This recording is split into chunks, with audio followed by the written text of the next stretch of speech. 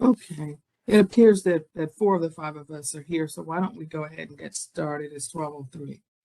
The time is now 12:03 p.m. and I will call the meeting of the District of Columbia Board of Ethics and Government Accountability to order. I'm Norma Hutcheson, BEGA Chairperson, and this meeting is being held virtually via WebEx. Joining me today for this meeting are board members Charles Nottingham, Darrin Sobin, and Melissa Tucker.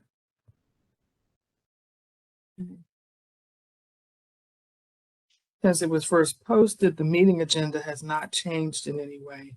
So I ask that you please take a minute to review the agenda and then we'll entertain a motion to adopt the agenda.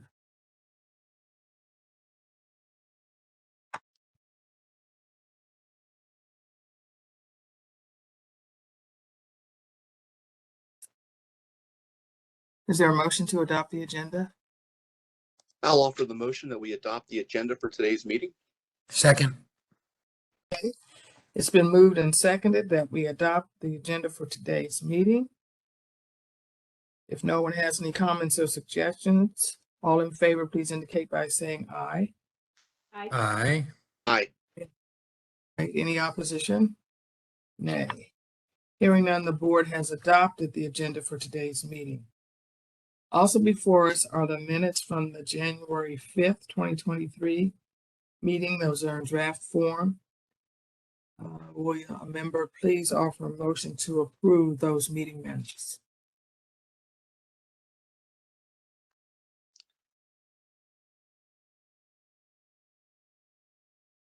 I'll offer the motion that we approve the meeting minutes from the January meeting. Second. Okay. It's been moved and seconded that we approve the meeting minutes from January 5th, 2023. All in favor, please indicate by saying aye. Aye. Aye. Any opposition? Hearing none, those minutes are approved.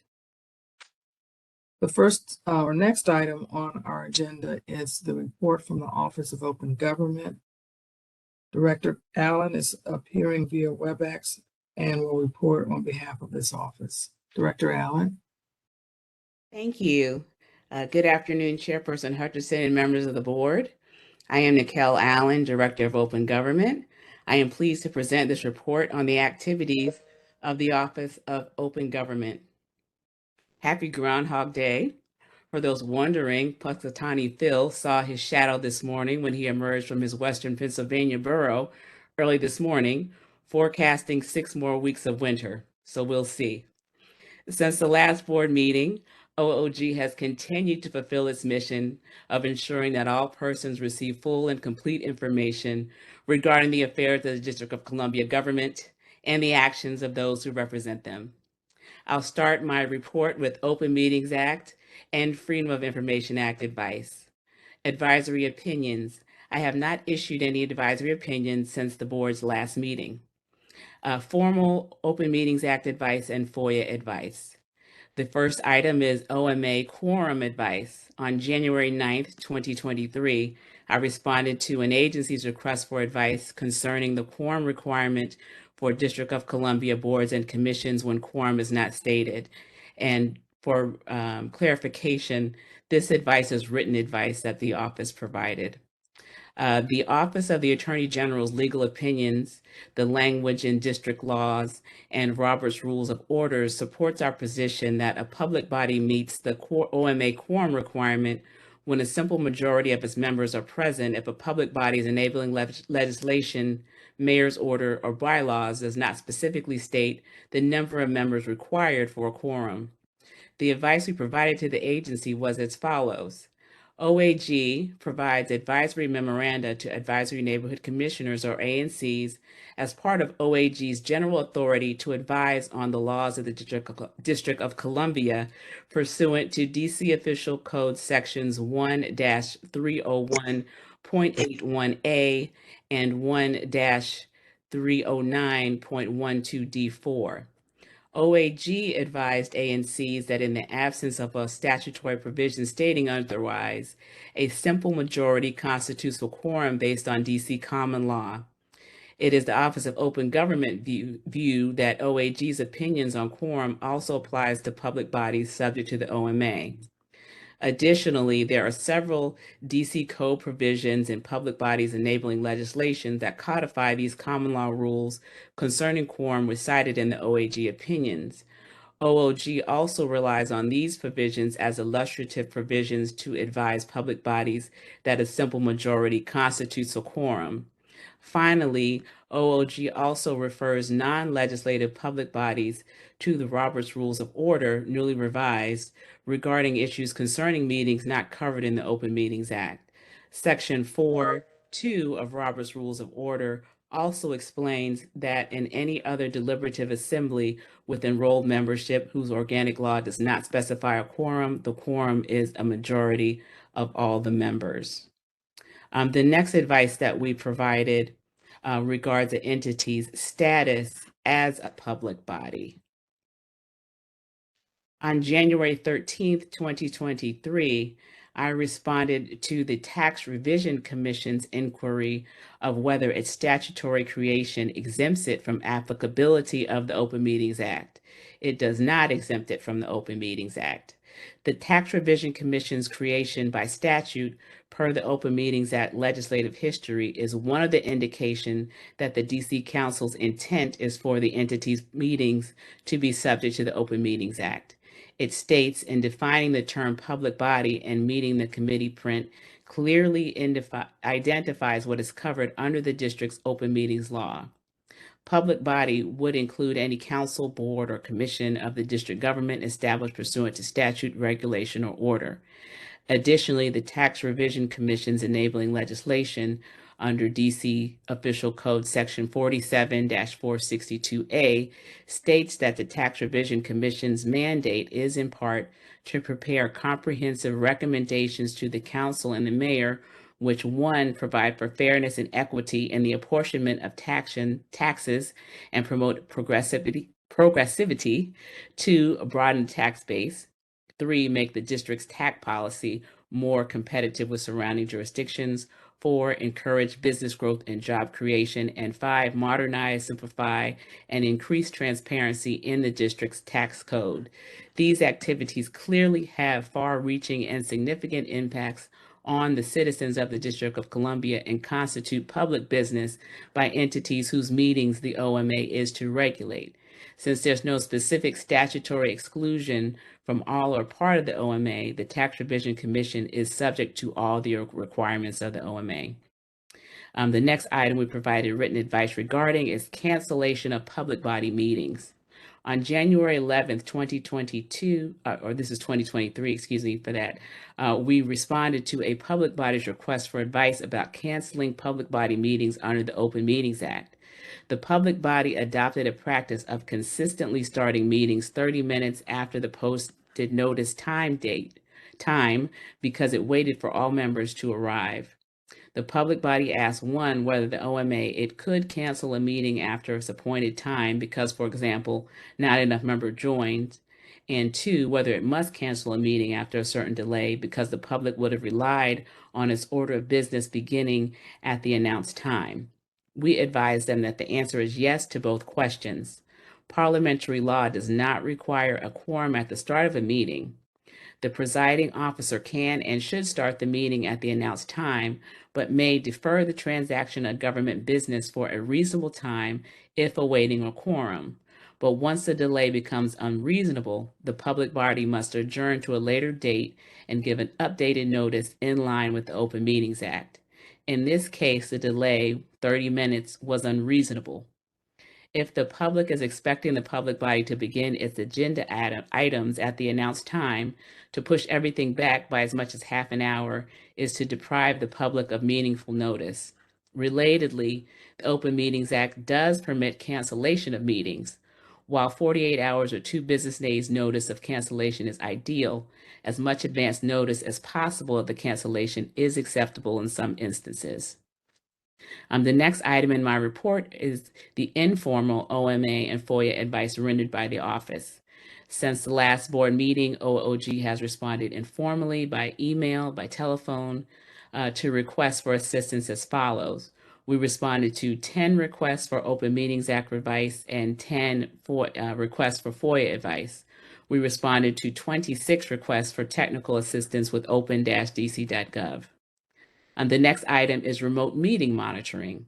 OOG's attorneys attend remote public body meetings to ensure compliance with the Open Meetings Act and inspect public body websites and OOG's central meeting calendar for public meeting notices and records. We provide legal advice on Open Meetings Act compliance and take corrective action if necessary. During January 2023, OOG attended 10 remote public body meetings. As a result of monitoring, 12 instances of written corrective measures were taken. The public bodies failed to post agendas along with the OMA regulatory statement. The OMA requires each meeting notice to include the date, time, location, and planned agenda to be covered at the meeting. And that's found in DC Official Code Section 2-5765. Public bodies must also post the OMA regulatory statement. This meeting is governed by the Open Meetings Act. Please address any questions or complaints arising under this meeting to the Office of Open Government at opengovoffice@dc.gov. And that must be posted on all draft and final meeting agendas. And the justification for that is found in the Regulations 3 DCMR Section 10409.2. The next item in my report is our training and outreach efforts. The first is Open Meetings Act training for the Department of Science Advisory Board. On January 17th, 2023, Chief Counsel Barton conducted a remote training for the Science Advisory Board, a public body within the Department of Forensic Sciences. The training was well received. The OOG staff also attended the training. The second item is distribution of the Office of Open Government's newsletters. This year's first issue of the OOG's newsletter, the Open Govist, is currently available for view on our Twitter account, website, and is also being distributed by email to agencies and public bodies. This edition continues summaries of FOIA and OMA advisory opinions issued by the OOG, legislative updates, and information on upcoming FOIA and Open Meetings Act training. A copy of the newsletter is available in Dropbox for your review. We are aiming to release this newsletter quarterly this calendar year. The next item is Open Government Advisory Group, or OGAG, meeting.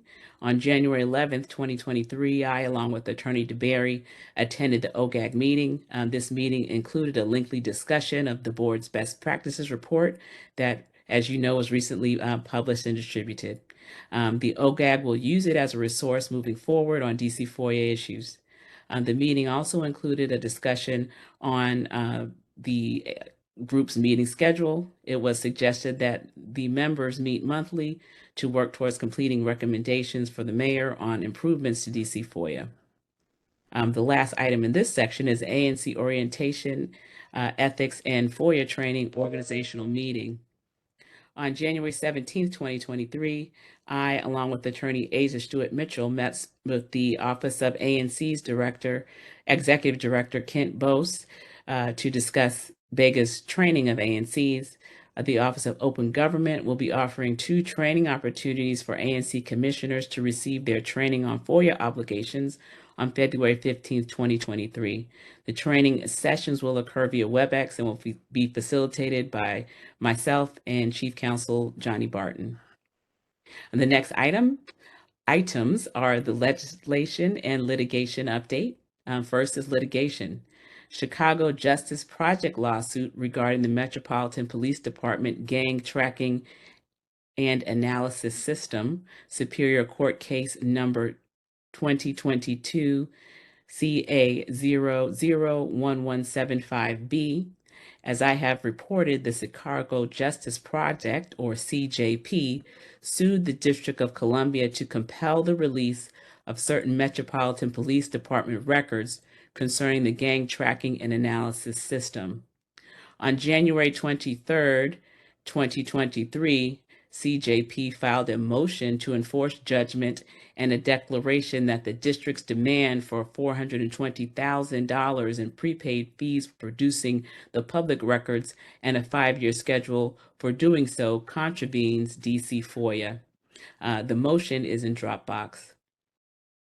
The next item is the Washington Post FOIA lawsuit regarding records arising out of the Capitol insurrection, and that's case number 2021 CA 002114B in DC Superior Court. I have reported on this case in which the Washington Post seeks certain records relating to the Capitol insurrection, including certain 911 recordings and a report concerning the death of Capitol Police Officer Brian Sicknick. The Post's opposition to summary judgment and the district's reply have now been filed and are in Dropbox. With respect to Exemption 2, concerning information of a personal nature where public disclosure would constitute a clearly unwarranted invasion of public privacy, the Post argues, while it agrees with the privacy interests of Officer Sicknick's family members justify withholding certain portions of the report, Exemption 2 implies balancing of the privacy interest in the information against the public interest in disclosure and does not permit the district to withhold the report as a whole. As for Exemption 3A, concerning investigatory records to the extent that the production would interfere with law enforcement, the Post does not dispute that these recordings qualify as law enforcement records as long as a threshold matters, but argues that the district has failed in 2 separate ways to demonstrate that releasing any of those records would interfere with law enforcement proceedings. The case remains set for mediation on July 26, 2023. The next case is Barber versus District of Columbia, case number 2020 CA 001022B. Since February 1st, 2020, Claudia Barber is suing the District of Columbia to compel disclosure of certain records surrounding her employment with and termination from the Office of Administrative Hearings. The District of Columbia's position is essentially that every one of plaintiff's multiple requests is either moot as fulfilled and or that her complaint does not state a claim for relief by identifying records and challenging the district's usage of a DC FOIA exemption and or that she did not prepay fees. The Superior Court held a hearing on December 13, 2022, and disposition of the district's motion for dismissal or summary judgment is pending. The substantive filings, including the most recent amendment of her complaint, September 17, 2021 complaint, are in Dropbox. The next case is Campaign Legal Center lawsuit regarding records surrounding citizenship questions on the 2020 census, and that's case number 118CV0177-1 and that is in DC Circuit Court. This case remains in the cross motion for summary judgment stage in DC District Court on remand. On January 20th, 2023, the Campaign Legal Center filed its reply response available in Dropbox, arguing the extent of deliberative process privilege and the foreseeable harm test. The next item is legislation. The first is procedural rules and oversight schedule. The Council of the District of Columbia Committee of the Whole and our new Oversight Committee, the Committee on Executive Administration and Labor, or EAL, have all approved their organizational rules and the tentative schedule for performance and budget oversight. BEGA is scheduled to participate in the EAL Committee's March 1st, 2023 performance oversight hearing. Also, the EAL Committee has FY23 budget hearings tentatively scheduled for March 28th, 30th, and April 3rd, 5th, and 12th. Markup will take place on April 27th at 11:30 a.m. The next item is the Revised Criminal Code Act of 2022. On January 17th, 2023, the Council of the District of Columbia overrode the mayor's veto of the Revised Criminal Code Act of 2022. The measure must still undergo a 60-day congressional review. The next item is the Comprehensive Cannabis Legalization and Regulation Act of 2023, Bill 25-0052. On January 19th, 2023, 7 DC council members introduced the Comprehensive Cannabis Legalization and Regulation Act of 2023. Section 13 would amend DC FOIA so as to add a new exemption permitting the withholding of Section 18, information related to the location of the premises owned by a cultivator or manufacturer licensee. However, the current version of DC FOIA, cultivator, licensee, and manufacturer licensee are not defined, and this new legislation does not include those definitions. This exemption language originally appeared in last council period in Bill 24-0118. The next item is HB 2007, Virginia Freedom of Information Act posting of fee policy. On January 11th, 2023, the Virginia legislature introduced Bill HB 2007, which impacts FOIA fees. The bill's intent is to add clarity to the FOIA fee structure and abolish subjective fees and costs incurred by FOIA requesters. We do monitor Virginia and also Maryland because those jurisdictions are analogous to DC. OOG will continue to monitor this legislation and all other legislation related to open government issues. The last item in my report is the administrative matters. First is the BEGA 1030 15th Street Northwest relocation. On January 6th, 11th, 20th, 25th, and February 1st, 2023, I, along with Director Cooks, Chief of Staff Mitchell, and the administrative staff members of BEGA, met with the Department of General Services and the Office of the Chief Technology Officer to discuss the agency's relocation to its new facility at 1030 15th Street Northwest. We met to plan the deployment of the technology infrastructure to the new location, and we selected furniture for the location. Due to supply chain issues, the move may be delayed to the very end of 2020, fiscal year 23. The next item is the BEGA website redevelopment. The BEGA website redevelopment team includes myself, Director Kutz, Senior Attorney Tran, Chief of Staff Mitchell, and IT Specialist Bridges. The team has met several times internally to discuss the relaunch of the website. We met internally on January 9th and January 13th. We met on January 27th with Octo to discuss the current development, website, and project launch date. We hope to have the website ready for relaunch by the spring. This concludes the Office of Open Government's February 2nd, 2023 report. I'm happy to answer any questions the board may have at this time. Thank you, Director Allen. You sound like you've been real busy in the last month. Yes. Are there any questions for Director Allen?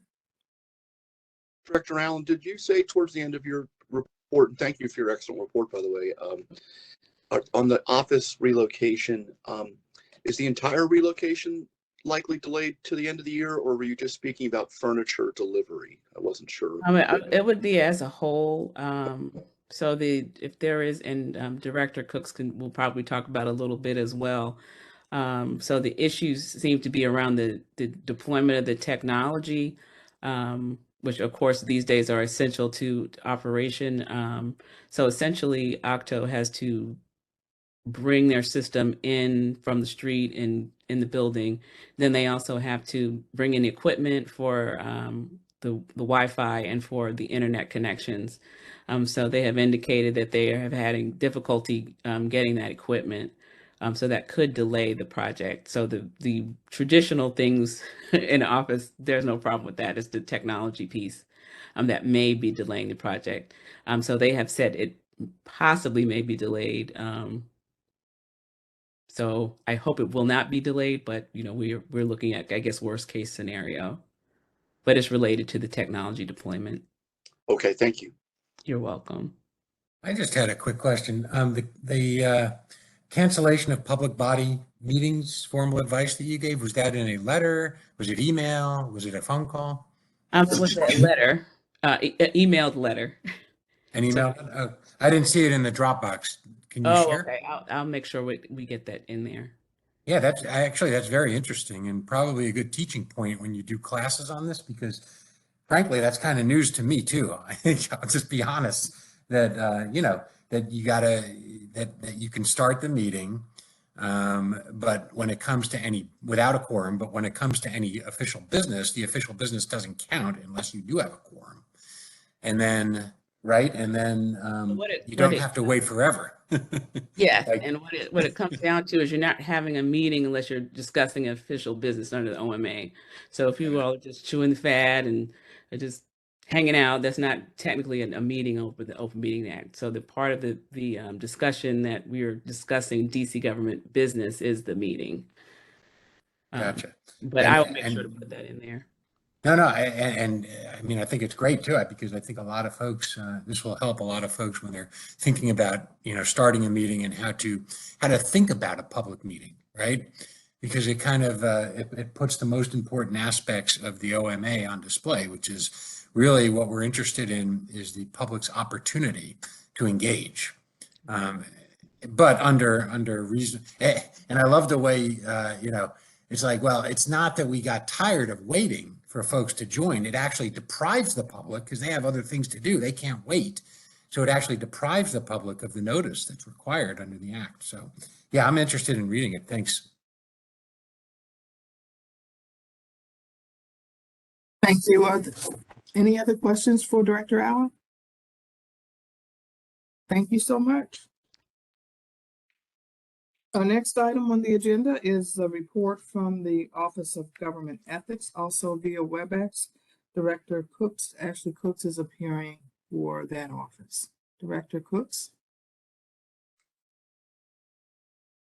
Good afternoon, Chairperson Hutcheson and members of the board. I'm Ashley Cooks, the Director of Government Ethics. I'm pleased to present this report on the activities of the Office of Government Ethics, OGE. First is an update on the status of OGE operations. The information reported today regarding OGE's cases will not reflect any status changes that may occur as a result of actions taken by the board during today's meeting. First are open investigations by status. We have 54 matters that are open, 1 matter that is pending negotiations, for a grand total of 55 open investigations. There are no open undocketed matters. Next are pending state investigations by status. We have 26 matters that are closed pending collection, 3 matters that are stayed pending DC Superior Court case, 3 matters stayed for OAG False Claims Act case, 4 matters stayed for OIG investigation, and there are no matters stayed for a U.S. District Court case, for a grand total of 36 matters that are stayed or pending. Next are regulatory matters by status. We have 26 closed pending collection matters and 5 matters that are open, for a grand total of 31. Again, the number of open investigations are 55, and we have 10 matters that are stayed. The number of open preliminary and formal investigations includes 10 new matters. The investigative team resolved 9 investigations since the board last met. But this total does not reflect the number of complaints that were dismissed for a lack of jurisdiction. The quarterly complaint report for the first quarter of fiscal year 2023 was posted last week. A copy was placed in the Dropbox for your review. On January 27th, General Counsel Raj and investigators Cook and Bradley met with the staff of the Office of the Inspector General for our quarterly investigations meeting. The teams discussed joint investigations, matters that are stayed pending an OIG investigation, investigations that have been referred between both agencies, and pending investigations. As a result of the meeting, OGE was able to close 7 stayed cases. The meeting proved to be productive, and we look forward to our next case meeting on April 14th. Next is an update on training and outreach. First, professional development trainings attended by staff. During the month of January, Attorney Advisor Maurice Echo attended the National Black Prosecutors Association Trial Matters Bootcamp case preparation. General Counsel Rashi Raj took on-demand PLI sessions from the following courses: Ethics for Government Lawyers 2023, FinTech 2022, and the Advanced Compliance and Ethics Workshop 2022. Program Specialist Stan Kosick attended the following seminars: How to Reduce the Risk of Burnout and Identifying Gaps in Your E&C Program by the LRN team. The remaining OGE staff members completed the mandatory DC government cybersecurity training course, which included sessions on e-place phishing training, working remotely, and security awareness fundamentals. For trainings conducted by staff, since the January board meeting, OGE conducted 5 trainings: the January monthly ethics training, a quarterly lobbyist training, a rough fellowship training for the Office of the Attorney General, and the quarterly boards and commission training. This past Monday, Supervisory Attorney Stuart Mitchell presented the first Ethics Counselor Brown Bag session for 2023. The topic was the latest advisory opinions and dispositions. This was a highly requested topic among ethics counselors, and several were in attendance. A copy of the presentation was placed in the Dropbox for your review. During January, 23 employees completed our online ethics training via PeopleSoft. Since the launch of the Learning Management System in April 2022, 374 employees have registered and completed training modules. In the past month, 9 new users have completed 24 courses, with BGA 920, Advisory Neighborhood Commissioners Ethics Training, and BGA 909, Conflicts of Interest and Overview, having the most attendees and completions. We continue to meet with our LRN program manager to discuss ways to optimize the system and increase employee registration. Next is outreach. This past month, I offered a warm ethics welcome to newly elected council members, Matthew Furman of Ward 3 and Zachary Parker of Ward 5. I provided both council members with OGE's Council Ethics Packet, which contains our letters of recommendation and support advisory opinion and quick guide, Constituent Services Advisory Opinion, Ethics Manual, Local Hatch Act May and May Not Guide, and BEGA's 2022 Annual Best Practices Report. I assured the council members of OGE's willingness to assist them with any ethics advice and training matters. Supervisory Attorney Stuart Mitchell is coordinating a training date for Councilmember Parker's office. Lastly, in this section, OGE and OOG continue to meet with the Office of the Chief Technology Officer's website development staff to coordinate the BEGA website refresh. The new website is undergoing its final stages of editing. An update on the BEGA newsletter. On December 16th, OGE published Volume 7, Issue 6 of its newsletter, Ethically Speaking. The next issue will be released in February this month. It will include a Meet the Team section for OGE investigators and provide insight into their professional and personal preferences. Next is an update on advisory opinions and advice. First is informal advice. OGE's legal staff provided approximately 40 ethics inquiries, provided advice for approximately 40 ethics inquiries, which is 15 more than the 25 reported at the last board meeting. This number does not include responses that have been provided to questions regarding the lobbyist and FTS e-filing systems. Next is formal advisory opinions. After some technical issues with the DC Register, OGE has finalized its advisory opinion, outside employment and private representation. The sua sponte opinion provides guidance on the restrictions surrounding outside employment and private representations. Specifically, this opinion clarifies that employees are prohibited from engaging in outside employment that is incompatible with government service, and that board or commission members are prohibited from representing a third party before their board or commission and employing agency. The final opinion is posted on the website, and a copy was placed in the Dropbox for your review. Next is an update on legislation. The 2022-2023 performance oversight.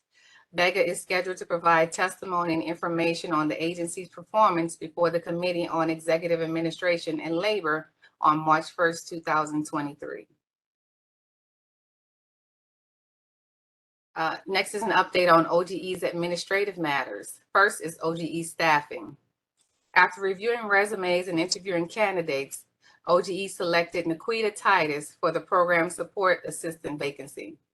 Ms. Titus joins BEGA with the experience of having served as quality analyst, team lead, and customer service representative for DC Health Link, and most recently as a test center administrator for Prometric. Ms. Titus is a graduate of Anacostia High School and is a student at the University of Maryland. I am pleased to welcome Ms. Titus to the team. OGE also selected a candidate to fill its attorney advisor vacancy. That person will start on Monday, February 27th. Our HR specialist is in the process of posting the supervisory investigator vacancy, and OGE plans to fill its auditor and program coordinator vacancy soon. Next is an update on the office relocation. Our office relocation, as Director Allen has stated, is still underway. OGE and OOG continue our weekly meetings with the Department of General Services and the project management team to discuss the build out of the space, furniture, and finishes. Davis Construction has been chosen as the firm to complete the build out. On yesterday, we conducted a site walkthrough with NTI National Technologies to review our AV equipment within the hearing room. We attended the third furniture design session in which we discussed the office furniture layout and finishes. The proposed move-in date remains July 2023, but as Director Allen has stated, that is subject to change. Next is an update on financial disclosure statement, FDS. Financial disclosure 2023 preparation has begun. The FDS team reached out to the agencies to confirm contact information for the agency ethics counselors and our liaisons. Of the 123 agencies that were contacted, 100 have responded, informing the team of the primary person for this FDS season. Attorney Advisor Jones has prepared a survey for feedback from the ethics counselors with regard to BEGA offering the e-filing system for confidential as well as public filers. Additionally, Attorney Advisor Jones sent the FDS agency head memo to ethics counselors and directors, informing them of this year's notice requirements and deadlines. And last is an update on lobbying registration and reporting, LRR. The lobbying calendar year 2023 registrations and 2022 quarter 4 activity reports were due on Tuesday, January 17, 2023. On December 29th, the LRR team sent a reminder notice to 498 active lobbyists and their clients, reminding them of the deadline. In response, the e-file system received 399 new and renewal registrations, 41 terminations, and 454 activity reports. These numbers are slightly down compared to the same time period in 2022. In 2022, there were 415 new and renewal registrations, 53 terminations, and 460 activity reports filed. As mentioned in the training portion, on January 11th, Attorney Advisor Echols and Program Specialist Kosick hosted 40 attendees for the quarterly training session for the lobbyist community. Topics included what constitutes lobbying and how to file. Additional training sessions will be offered in March, June, and September prior to the quarterly activity reporting deadlines. Thank you. This concludes the Office of Government Ethics, February 2nd, 2023 report. Thank you, Director Cooks. A great report. Are there any questions for Director Cooks?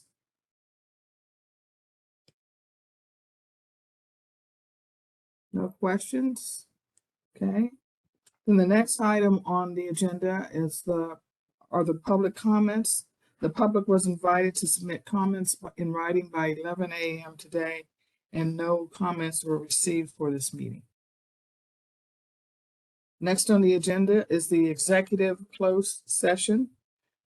This is to discuss ongoing confidential investigations pursuant to DC Official Code, Section 2-575B14, to consult with an attorney to obtain legal advice and to preserve the attorney-client privilege between an attorney and a public body pursuant to DC Official Code, Section 2-575B4A, to discuss personnel matters, including the appointment, employment, assignment, promotion, performance evaluation, compensation, discipline, demotion, removal, or resignation of government appointees, employees, or officials pursuant to DC Official Code, Section 2-575B10, to deliberate on a decision in which the Ethics Board will exercise quasi-judicial functions pursuant to DC Official Code, Section 2-575B13, and to discuss contract negotiation strategies pursuant to DC Official Code, Section 2-575B2. May I have a motion to enter into executive session? I'll offer the motion that we enter executive session. Is there a second? Second. Okay, it's been moved and seconded that the board enter into executive session. All those in favor, please indicate by saying aye. Aye.